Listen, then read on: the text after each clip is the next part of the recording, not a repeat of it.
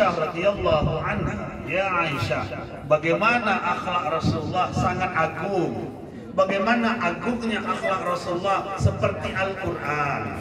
Bagaimana Al-Quran? Ditanya lagi. Lalu Aisyah membaca, innaka la'ala khuluqin azim. Sesungguhnya paling kurang hana etika. Enggak ada akhlak.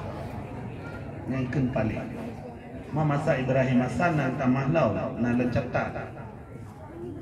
Palih raja gedengau haba barang gaso.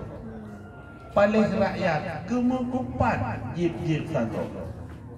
Palih gampung imelehop rata sago. Maka kalau ada jalan yang enggak diaspal, lapor sama ketua DPR yang melehop, anggota DPR yang melehop.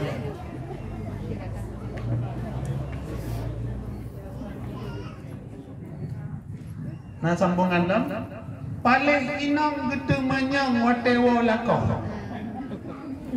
Abang dari mana? Kenapa telat? Bawa pulang apa? Dari tadi kemana aja? Habis tanya. Nanti suami nggak mau lagi pulang. Oh kejap bawa warung kopi.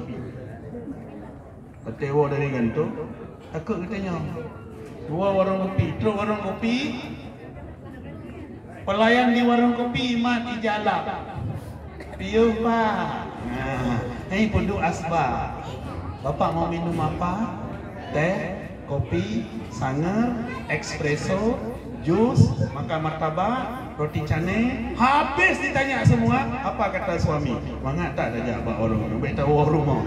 Habis ditanya menu. Ditanya yang gek-gek ilat meja. Tapi waktu rumah kena duduk. Makanya nanti diganti bu. Pulang suami bang.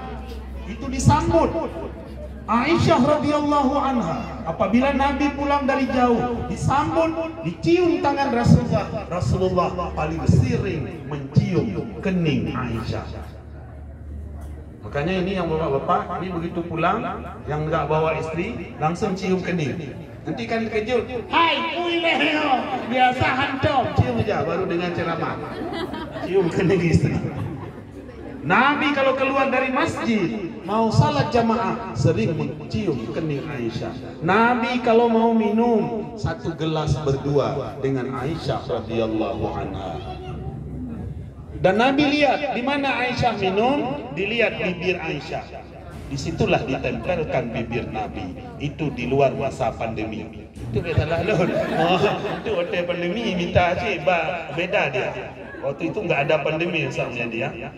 Jadi Rasulullah itu mencari di mana bibir Aisyah radhiyallahu anha lengket di gelas, disitulah ditempelkan bibir Rasulullah. Maka kasih sayang akan timbul apabila bibir ketemu bibir. Nah ini agak 17 tahun ke atas sedikit. Nah jadi dicari itu, begitu hebatnya Rasulullah. Nabi kalau pulang dari jauh selalu membawa oleh-oleh untuk istri dan anak-anaknya.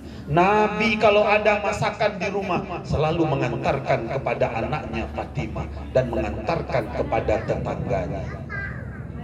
Fatimah binti Rasulullah apabila datang ke rumah Nabi, Nabi bangun menyambutnya dan mencium ubun-ubunnya. Jadi kalau anak dicium di ubun, kalau istri dicium di kening. Talak bahasa Aceh talak. Dicium di kening. Aisyah menyambut anaknya Rasulullah Fatimah masuk di rumah.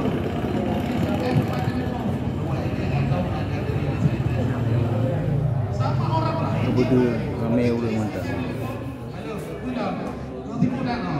Betul kan? Dia ada telepon. Nah.